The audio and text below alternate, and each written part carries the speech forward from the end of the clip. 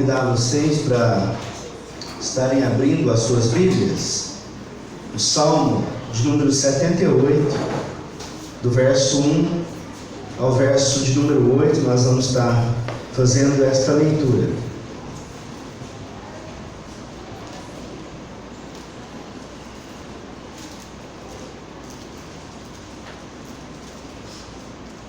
Salmo 78, do verso 1 ao verso de número 8.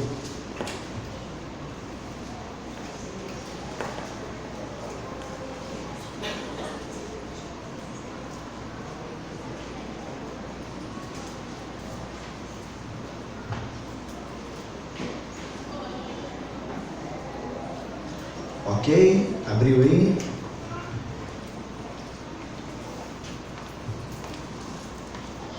A palavra do Senhor diz assim: escutai, povo meu, a minha lei, prestai ouvidos às palavras da minha boca, abrirei os lábios em parábolas e publicarei enigmas dos tempos antigos. O que ouvimos e aprendemos, o que nos contaram nossos pais, não o encobriremos a seus filhos. Contaremos à vindoura geração os louvores do Senhor e o seu poder e as maravilhas que fez. Ele estabeleceu um testemunho em Jacó e instituiu uma lei em Israel, e ordenou nossos pais que os transmitissem a seus filhos, a fim de que a nova geração os conhecesse, filhos que ainda hão de nascer se levantassem e por sua vez os referissem aos seus descendentes, para que pusessem em Deus a sua confiança e não se esquecessem dos feitos de Deus, mas lhe observassem os mandamentos, e que não fossem como seus pais, geração obstinada e rebelde, geração de coração inconstante, e cujo espírito não foi fiel a Deus. Até aqui, vamos orar mais uma vez. Deus, que o Senhor derrame sobre nós a tua graça no compartilhar da tua palavra nesse momento, em nome do Senhor Jesus. Abra o nosso coração e a nossa mente, em nome de Jesus. Amém. Eu estava falando com o pastor Joemar durante a semana e ele me falou um pouco sobre como foi a mensagem do último final de semana, e ele disse que falou um pouco ainda sobre as perspectivas do ano. É isso mesmo, né, pastor? Né? Sobre os nossos sonhos, projetos, em alinhar algumas coisas, e eu fiquei pensando um pouco sobre esse sermão dele e também pensando, né, na relação que tem com a mensagem que eu quero compartilhar com você nessa noite. Eu não sei se você já passou por isso, mas isso tem acontecido comigo algumas vezes, né? E várias vezes. E às vezes eu estou indo para algum lugar aqui na cidade, e isso agora recentemente aconteceu, né? Por exemplo, eu preciso ir na prefeitura e a hora que eu vejo eu estou indo para a estação. Eu estou completamente para o lado errado, e quando eu me dou conta eu falo, nossa, onde eu estou, né? Não é aqui que eu tenho que ir. Aí às vezes eu estou levando o Guilherme para algum lugar e ele está lá comigo na moto e ele diz, pai, onde o senhor está indo? E aí eu falo, nossa, é mesmo, onde eu estou indo? Onde a gente vai mesmo? Mas na caminhada às vezes a gente perde a direção mesmo, né? A gente começa indo para um rumo e no meio do caminho a gente perde. Por que isso acontece? Talvez você esteja pensando, velhice, não é, né? Claro que não, estou novão, né? Molecão ainda. Mas muitas vezes nós perdemos o foco, aonde eu estou indo. Eu quero compartilhar com você aqui nessa noite o Salmo 78. Eu gostaria de ler ele inteiro, mas é um salmo um pouco extenso, mas eu gostaria de desafiar você a fazer isso em casa. E eu quero falar sobre o relacionamento entre Deus e o seu povo. E sempre quando nós vamos falar de algo, né, que envolve pelo menos duas partes, nós precisamos ouvir os dois lados, não é isso? Quando alguém está acusado está sendo acusado de fazer alguma coisa, você ouve aquela parte, né, o acusador, mas antes de você ter ali um veredito final, você fala, não, espera aí, eu preciso ouvir os dois lados, e aí você então ouve a outra parte. Eu quero convidar você para fazer isso nessa mensagem de hoje, que nós possamos ter dois olhares, a relação entre Deus e seu povo, mas também como Deus respondia nesse relacionamento com Deus. Isso tem a ver com essa caminhada nossa no ano de 2020. Se você prestar atenção no versículo de número 8, você que está aí com a sua Bíblia, ou se você quiser acompanhar aqui comigo, você vai achar, né, e eu vou falar agora da parte do povo de Deus, o lado desse relacionamento do povo de Deus. Você vai achar no centro do problema do Salmo 78. O versículo de número 8, ele diz assim, e que não fossem, né? Deus ali no comecinho, você percebeu na leitura, que ele está falando, olha, vocês precisam fazer algumas coisas, e essas pessoas, esses filhos que ainda vão nascer, do meu povo, precisam me conhecer. E como que eles vão me conhecer? Vocês precisam seguir um padrão.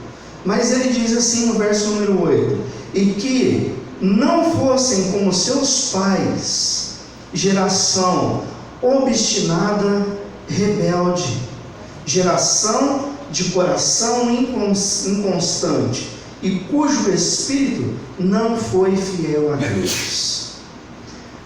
Você vê Deus orientando aquele povo para aquela época, para que eles não fossem como aquela geração, obstinada, rebelde e de coração inconstante. É interessante como você acha o centro do problema aí do Salmo 78, que está aí no versículo 8.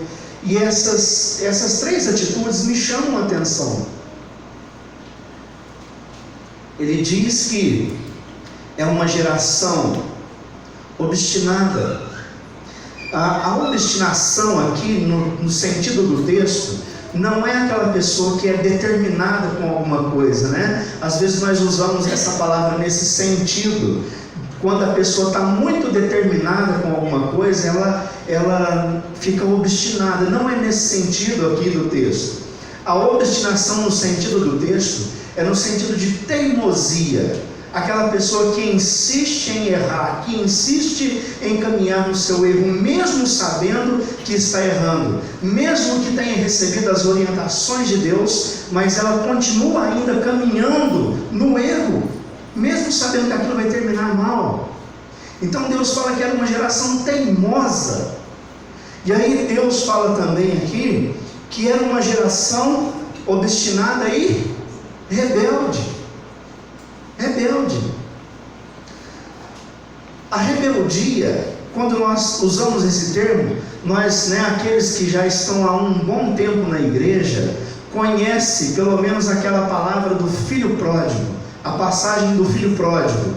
Quando nós falamos rebeldia, nós já assimilamos essa mensagem, né? Aquele filho que ficou rebelde com o pai, com o irmão, e pediu a parte dele da herança e fugiu de casa, levando a sua parte da herança, gastou o seu dinheiro e de repente ele volta arrependido para casa. Mas rebeldia não é somente isso. Também podemos citar, mas aquela ação do filho pródigo não é a única aqui como exemplo de rebeldia. A rebeldia é quando nós entendemos o caminho de Deus, quando nós sabemos o que devemos fazer no dia a dia e nós não fazemos. Por exemplo, quando Deus fala, não mintais, não pode falar mentira, ponto final. E por algum motivo, para nós nos darmos bem em alguma situação, ou para nos livrar de alguma coisa que vai trazer um prejuízo para nós, nós contamos aquela mentirinha para sair daquele problema. Nós nos rebelamos, nós desobedecemos. Ou quando a palavra de Deus diz para que os maridos amem as suas esposas. E de que forma?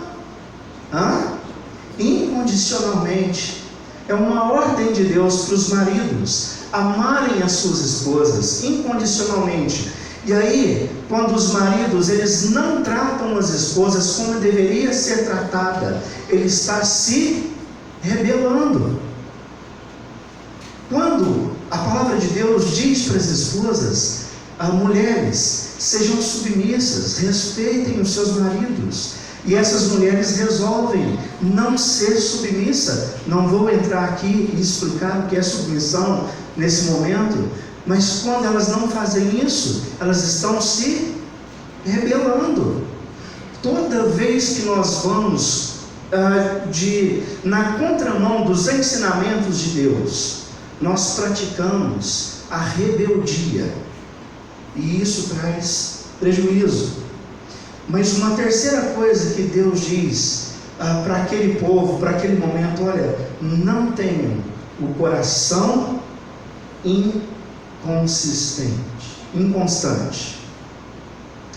Coração inconstante. É interessante como o salmista, ele traz isso de uma forma especial, e ele quer assim, presta atenção nisso que eu estou falando. Ele fala no versículo 8, geração de coração inconstante.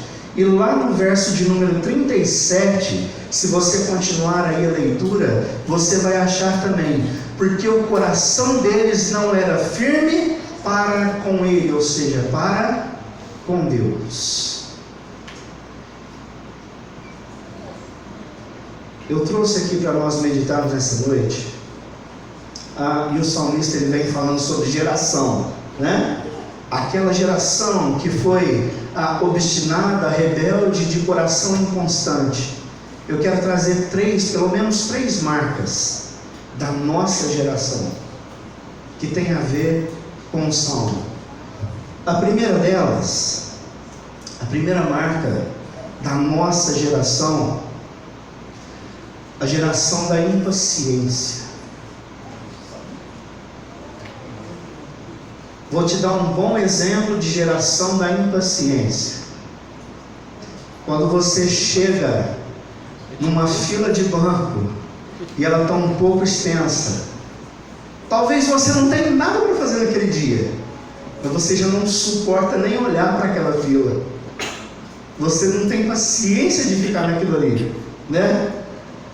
Ou então, quando o culto começa a passar um pouquinho do horário, as pessoas já começam a olhar no relógio, né? A cadeira parece que vai dando formiga, não parece? Né? Mexe daqui, mexe dali, o negócio não fica bom. Uma geração impaciente, também que, no sentido de estupim curto, qualquer coisa está explodindo, né? Qualquer coisa está nervosinho, qualquer coisa está bravo. E é interessante que a gente vê isso não só nos adultos, as crianças também, já desde pequenininha, tudo estressadinha, né? Tudo com estupim curto, não tem paciência com nada. Mas uma outra marca também da nossa geração, né? Uma segunda marca que eu trouxe aqui, é claro que existem muitas, mas eu trouxe três. Uma geração onde nós queremos resultado imediato. A gente, né, além dessa impaciência com as coisas do dia a dia, com as situações, nós também queremos resultado imediato. Tem uma pesquisa, eu vi há um tempo atrás, sobre as pequenas empresas. E nessa pesquisa foi falado que a maioria das pequenas empresas, elas fecham com menos de 2 anos. Porque aquelas pessoas não sabem esperar o resultado. E aí as pesquisas continuam dizendo que aquelas que conseguem passar desses 2 anos, elas começam a se estabilizar e ela começa então a dar lucro para o seu proprietário, se for um bom investimento. Mas nós somos a geração que quer o resultado imediato. Meus irmãos, é muito difícil preparar uma mensagem, porque esse ponto fala comigo demais, né? A gente que vem trabalhando na igreja, para a igreja crescer, para a igreja poder caminhar. E a gente veio, no ano passado nós fizemos a junção da igreja, e a gente quer isso logo, a gente quer ver isso aqui lotado de gente, e a gente quer ver a gente desesperar para sair daqui para um lugar maior. A gente quer resultado imediato. A gente começa uma coisa e a gente já quer ver o resultado daquilo.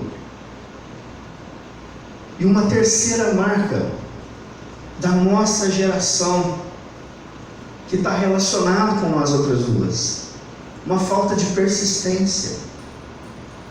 Começou a dar errado, a gente já larga a mão.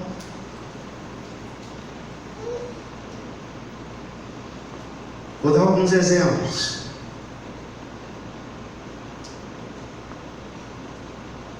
O próprio casamento. Nós estamos vivendo numa geração aonde até o próprio casamento, que deveria ser uma coisa sagrada, as pessoas, elas começam e olha, nos primeiros problemas que acontecem é melhor separar, para essas pessoas.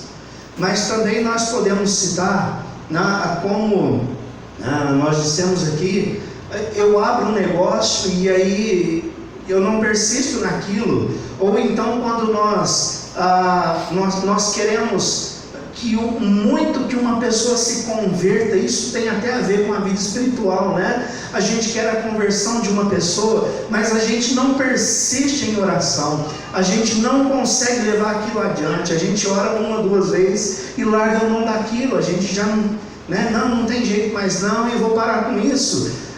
Deixa eu dar outro exemplo. Se você for pesquisar numa faculdade, quantos alunos trocam de curso? É uma coisa assustadora. Uma classe que começa, uma faculdade aí, o pessoal que está fazendo faculdade, algumas salas são muito grandes, começam aí com 120 alunos. No final do segundo ano tem menos da metade. Não era o que eu queria não. E começa outra, também não era o que eu queria não. Não tem persistência. E é interessante como Deus fala ali naquele versículo 8, a geração obstinada, rebelde e de coração inconstante. Parece que o salmista está falando da nossa geração ali. Eu quero mostrar um pouco do outro lado da história.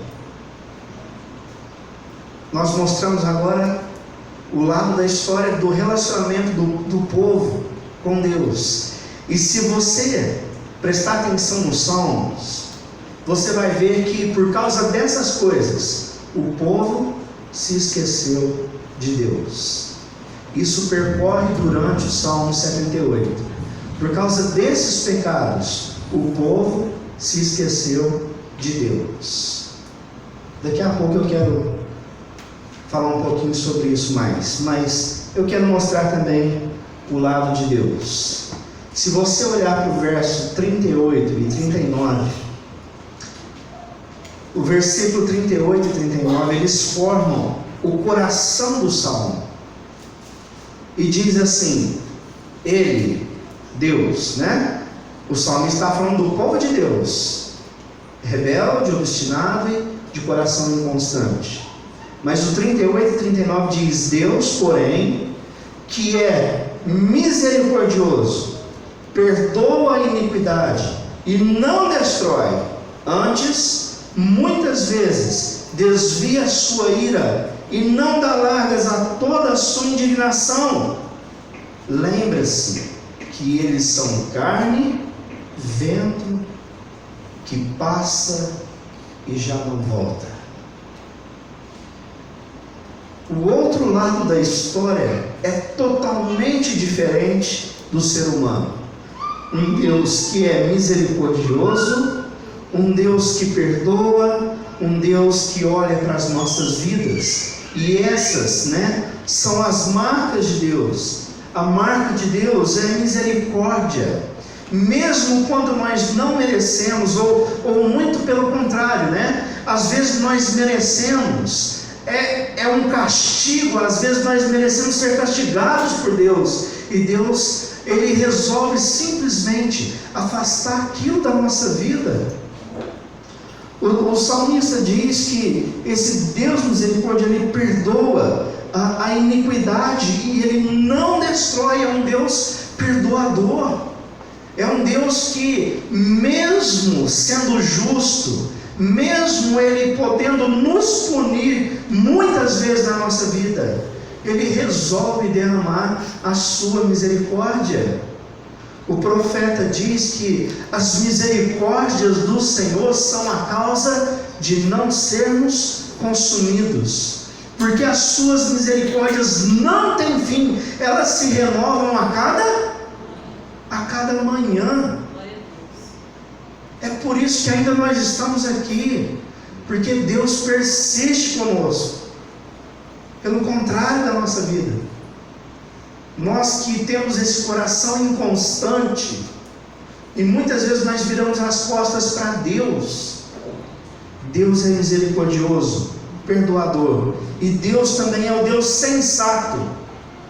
Ele olha lá de cima para nós, e o verso de número 39 diz que Ele lembra-se que nós somos carne. Ou seja, Deus olha para nós e vê a nossa fragilidade. Nós somos frágeis. Deus olha para nós e diz: olha, é por isso que vocês são os pecadores, é por isso que eu estou te perdoando. Deus vê as nossas fraquezas. Se não fosse isso, meus queridos, não estaria nessa noite nenhum de nós aqui, com certeza.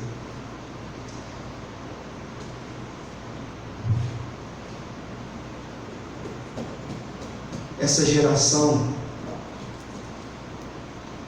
que marca a nossa época, obstinada, rebelde e geração de coração inconstante.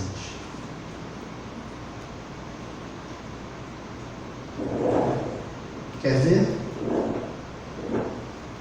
como nós somos inconstantes? Eu não sei se você fez na passagem de ano, né? O pastor Joemar aqui relembrou algumas coisas no último sermão, né? Ele passou meio por cima comigo, mas eu imagino que ele relembrou algumas coisas. E aí, quando nós temos essa passagem de ano, geralmente, né, seja nós aqui no momento da igreja, no momento da vida, a gente dá uma parada para pensar e a gente faz alguns votos, ou talvez eu não usaria essa palavra votos, mas nós colocamos algumas metas para o ano que vai se iniciar, né?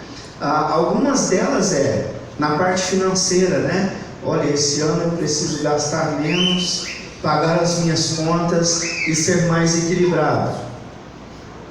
Não precisa levantar a mão. Quem já esqueceu dessa meta?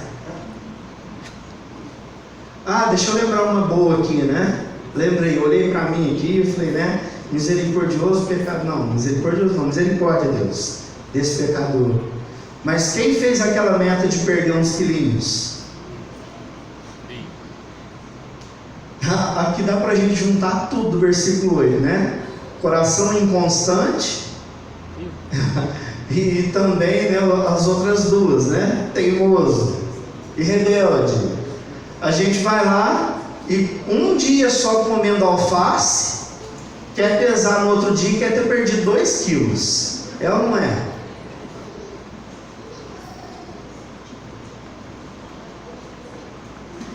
Quantas das suas metas você ainda está firme? Com a oração, com a palavra de Deus, né? Nós viramos o ano e nós falamos: Deus, esse ano eu quero orar mais, Senhor. Esse ano eu quero colocar mais os joelhos no chão diante do Senhor. Eu quero interceder pela minha família. Deus, esse ano eu quero mais ler a Tua Palavra. Deus, esse ano eu quero ser mais frequente nos trabalhos da igreja. Deus, eu quero ajudar na obra do Senhor. Quem está cumprindo esses votos? Percebe que nós somos essa geração de coração inconstante? Mas a palavra de Deus para nós nessa noite é que nós precisamos mudar isso. Se você percebe o Salmo, ele está dizendo o seguinte, olha nos primeiros versículos, ele está dizendo: não seja como aquela geração, mudem isso na vida de vocês. Quantos de nós queremos alcançar boas coisas, né? A gente usa muito essa palavra sucesso. Não, sucesso não tem nada, tem a ver com financeiro, sim, mas sucesso é quando você consegue alcançar algumas metas na sua vida. Mas quem de nós queremos alcançar essas metas? Quem quer ter sucesso? Todos nós. Mas se você não mudar primeiramente o seu coração inconstante, nós não vamos conseguir. Não é diferente com a igreja, não é diferente com a vida espiritual, não é diferente com a vida financeira, não é diferente com a família, não é diferente com nada. Se nós não tivermos um coração firme na palavra de Deus, firme nos nossos objetivos, nós vamos nos desviar do caminho. Vai ser como aquela ida minha, né? Eu tinha que ir para a prefeitura e no meio do caminho eu estava indo para a estação. A gente se perde muito fácil. E como que eu vou resolver isso? Eu preciso olhar para Deus. Eu preciso olhar. É interessante quando nós olhamos para a história do cristianismo.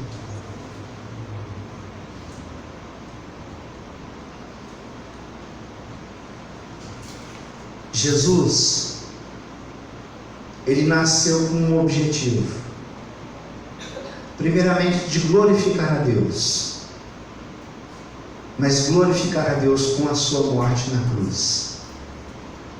Em momento algum, Jesus perdeu esse objetivo. Mesmo quando o próprio diabo ofereceu para Jesus bens, poder e riqueza, Jesus estava firme no seu alvo, e ele cumpriu a sua missão, porque ele não era homem de coração inconstante. Quer alcançar o objetivo? Trabalha o teu coração. Trabalha o teu coração. Eu quero trazer algumas coisas aqui para a gente encerrar a mensagem, para a gente refletir um pouco. Deixa a teimosia de lado. Nós precisamos refletir mais em nossas ações e comportamentos. Às vezes nós pagamos o preço porque nós também somos uma geração teimosa. Nós sabemos o que é errado e nós continuamos insistindo naquilo. Deixe de ser teimoso. Segunda coisa, passei aqui rápido, né? A rebeldia, ela não traz bons frutos. Não insista, preste atenção nisso. Não insista em algo que Deus não quer para a sua vida. Não insista. Todas as vezes que você fizer isso, você vai quebrar a cara. A rebeldia, ela não traz bons frutos. E é simples, né? E algumas coisas são muito simples. Se Deus não pode estar com você nesse negócio, pula fora que é feio. Sai disso aí que você vai quebrar a cara. E se Deus tem fechado a porta, não insista em abrir. Não insista. Não seja rebelde. Não seja teimoso. E por último, uma terceira coisa: seja constante. E seja constante primeiramente com Deus. As pessoas de hoje, meus queridos, presta atenção nisso, elas estão levando Deus na brincadeira, elas estão levando Deus de qualquer jeito, elas estão levando Deus de qualquer forma, estão levando a igreja do Senhor de qualquer jeito. Não caia nessa. Seja uma pessoa, seja um homem, uma mulher de Deus, firme, de coração firme, com Deus primeiramente. Seja também constante com a sua família.